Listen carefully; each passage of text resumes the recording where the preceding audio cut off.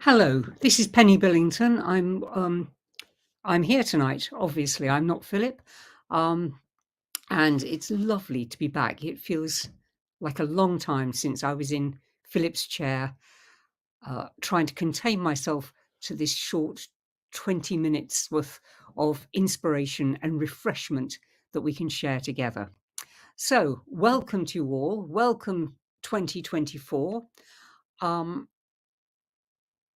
Sometimes in a grim old January, you can see lots of headlines in the paper that say, "Oh, same old," and how difficult people are finding it. So, just let me know.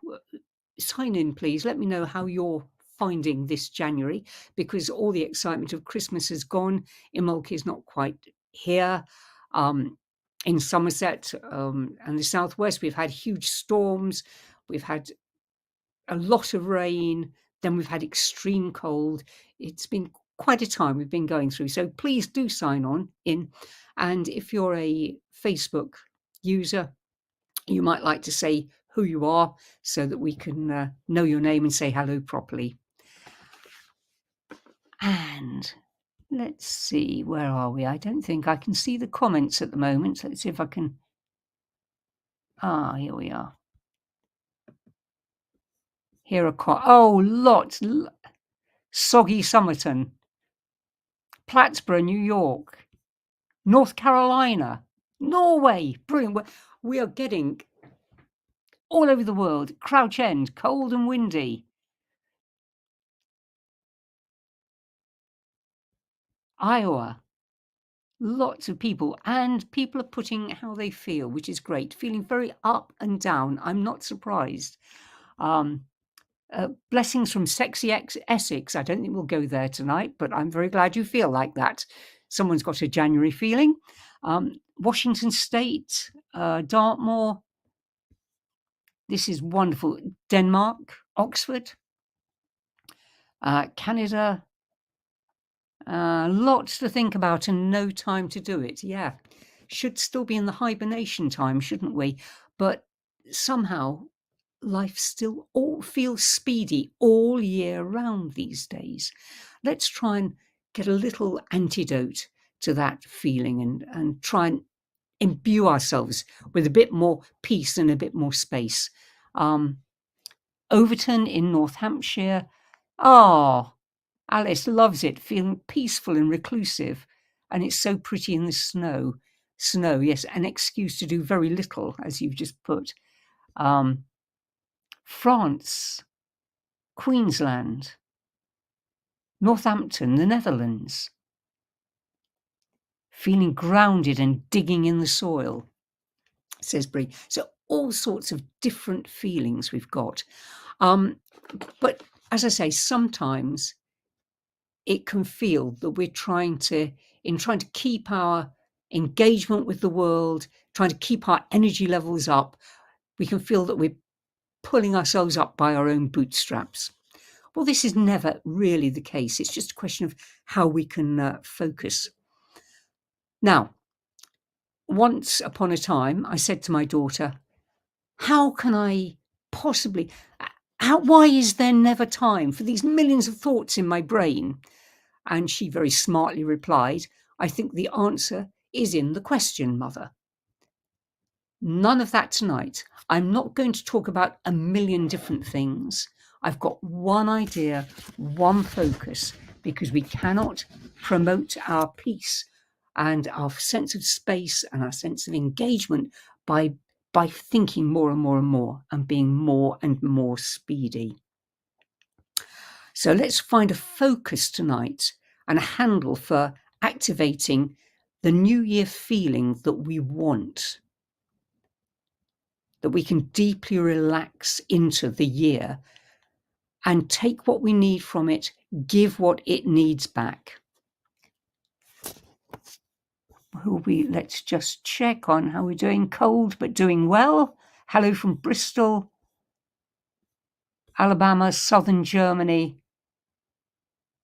There's quite a few people having too much snow, says someone, and wet and cold all at once. Okay, I'm a great believer in going to poetry for or being inspired by poetry. So there's something about the rhythm of it. There's something about repetition that's sort of incantatory and stirs something in my soul. And once upon a time, I read a poem, and the only line I can remember, and it was repeated, was this: "My assignment is you." And it's something about making a contract before I was born, and somehow I had been told my assignment is you, and I found that really moving. Immediately, I thought of human to human connection, because in a way it sounds like, finding a lover, the one person, the true romantic ideal, the one person. Imagine if you were born and one person was your assignment. That would be quite scary, actually. But then I read Mary Oliver, who said, "When I die, let me say I was the bride to life. I wedded life, and I loved it." And I thought, as a Druid, when I thought over this line again, "My assignment is you," I thought, well, as a Druid, I make story and I make relationship with the world, with nature, and through that I see spirit in all things. So instead of thinking of lover-like feelings, let's think of a feeling of connection just as profound. Let's think of our connection to the earth, and imagine that you make this contract before you're born, and you come onto this earth saying to the world, saying to nature, because we're part of nature, of course, it's not separate from us, saying to the rest of nature, my assignment is you. Now, if you do this, I can almost guarantee, if you go out on your morning walk thinking, my assignment is you, then you will notice something fresh and new and entrancing. I went out today, I just noticed the shape of a tree. I walk past it almost every day of my life. I'd never noticed the perfection of its shape before. It obviously had exactly the right space in which to grow, and it was just beautiful. So we can gain a lot by thinking of making stories and relationships with the world by using this focus point. My assignment is you, the rest of the world. But let's get back to a dull January, one that's too snowy, too windy, too wet, too cold, too icy. Sometimes it's difficult enough just going out for a walk, persuading ourselves that we need to. And that's why people with horses and dogs and so on have their immediate connection to the land through that animal, because come hell or high water, they have to go out and look after it. For those of us who don't, it might be seem a little off-putting even to go out. So I thought only the other day, well, if my assignment is you, natural world, and I'm trying to make a relationship, doesn't that relationship go the other way round as well? If my assignment is you, guess what? Your assignment is me. And I went out and I said to the whole sentient world around me, hello, I'm Penny. Your assignment is me. And I imagined the sun people, the cloud people, the rain people, the tree people, the grass people, everyone, all the persons who are other than human, supporting me, just me. At the same time, of course, that they support just you and just you and just you and just all of us. What a wonderful feeling that would be. I remember being, when you're a child, you think about things. You think, oh, if I dig a hole, when you're playing with the universe, first of all, what's eternity, what's the far reaches of the stars, put a box around them, then there are more stars, put another box around them, then there, this is the sort of stuff you think when you're a child. But you also often, children think, if I dig a deep enough hole, I could get through to Australia. Well, of course, as adults, we know that we can't, because there's that thing called gravity, there's that thing called the center of the earth, there are logistical problems as well. But what there is the profound support that we get because the earth's assignment is us, and its job is to support us, to keep us anchored with gravity, and to grow all the things we need, and to give us green stuff for our rest and refreshment, and minerals and all the things we need to look after us. So when we start making stories, I think a bit of entitlement is in order, providing we understand that entitlement to feel that the world has us as its assignment only works because we have started the process off by taking responsibility for making the world our assignment. Okay, I'm getting mixed up with all the thing here, but you get my point.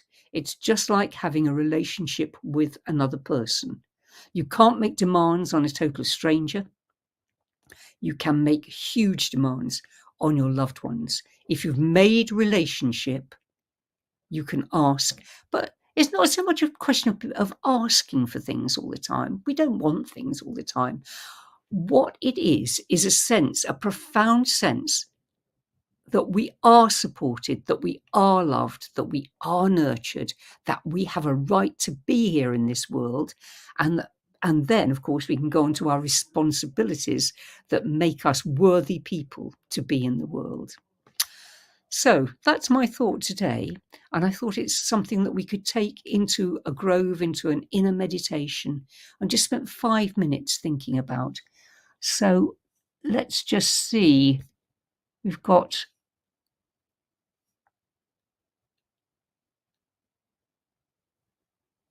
right. So much more on the weather. Whatever the weather is doing outside for you now, I invite you, if you wish, to take 3 breaths with me, and we will go to a place of inner peace, a grove of trees of your choosing, your sacred inner space. If you haven't ever made one before, it's as easy as closing your eyes and imagining. The imaginal world is where our emotions get activated, where magic begins to happen that can cause changes in everyday life. So let's take a breath together. First of all, with the earth beneath us, whether it is soggy or frozen and icy and snowy, let's take a breath with our own earth and feel its strength supporting us. And let's take a breath with the sky above us. Whether it's cloudy, whether it's full of stars, whether the sun's shining in your part of the world, take a breath and feel sweet air filling your lungs. And then let us take a breath with the waters all around us. The sweet waters that nourish our lands, and the salt waters that join all our continents and make us as one. And on that 3rd breath, if you wish, allow your eyelids just gently to droop and allow yourself to feel that you are safe and that you can go into an inner space that will be nurturing and supportive to you. And as you feel that, you don't have to see anything. This is about feeling. Feel you are in a wooded place. a circular grove, and that there is a beautiful evening sunset to the west of your grove, and a rising moon in the easterly quarter. And it's as if the world is hanging between the two. It's not night, it's not day, it's a magical liminal space. It's a magical liminal place. A place where you feel welcome, where you feel you have a right to be. And if you wish, you can put your hand on your heart and open your arms to your inner space and just gently say or feel, my assignment is you. This is the place where, if you wish, you may make story and relationship, and stand or sit by a tree, or put your hands on the earth, or stretch them up to the sky. Whatever you feel comfortable doing, as you slowly look round your grove and feel, your assignment is this space,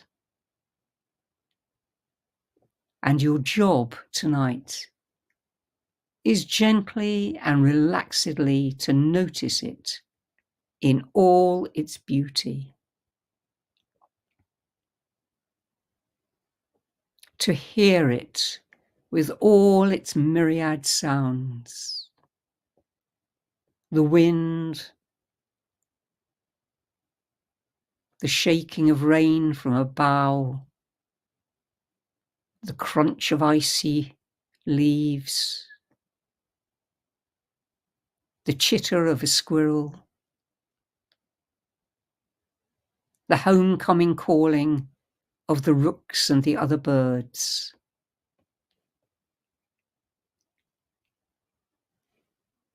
This is your assignment, to smell your grove, the ice in your nostrils, or the deep, composty, clean smell of the leaves rotting,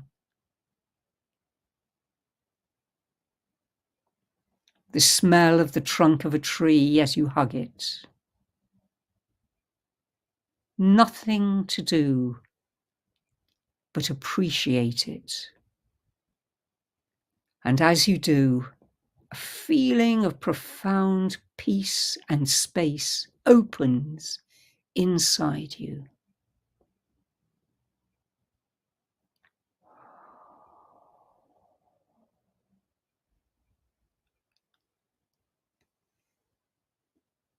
And that gift of peace and relaxation and space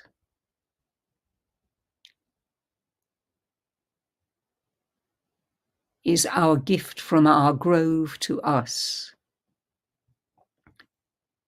It's a way of our grove saying back, my assignment is you, and this is my gift. Imagine the trees,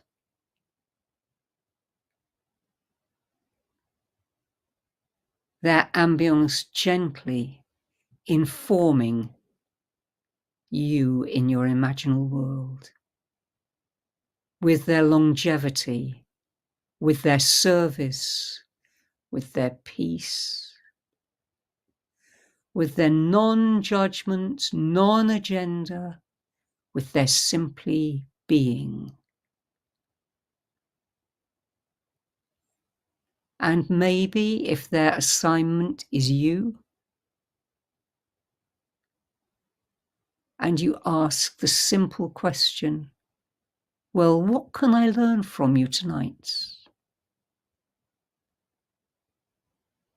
what would they say to you?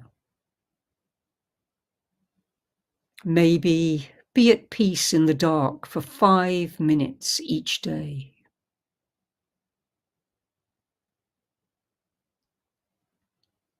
Maybe smell, see, taste, feel, listen every day of your life.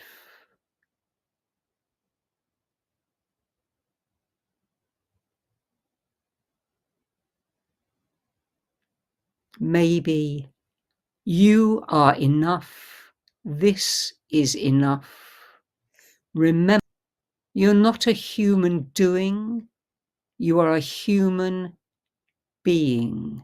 Just be for 5 minutes.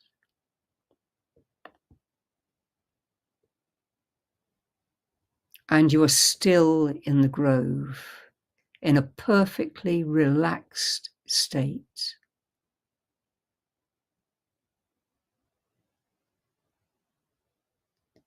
And you take 3 breaths to breathe in this message, this beauty, this peace.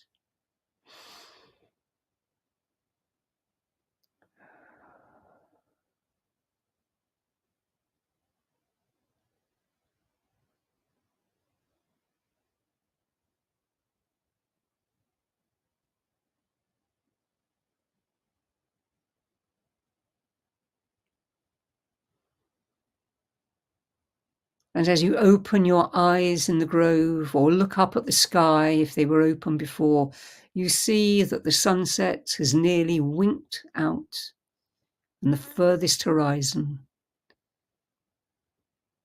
And the dark sky is studded with stars. But they're shining through the trees, through the twigs, through the boughs, like a million tiny candles. And although the moon is just waxing and isn't full yet, it's strong enough for its light to pour down on the grove so that you can see as much as you need to see. Your day grove has become your night grove. You can go there any time of day or night. It will always be waiting for you because you are its assignment.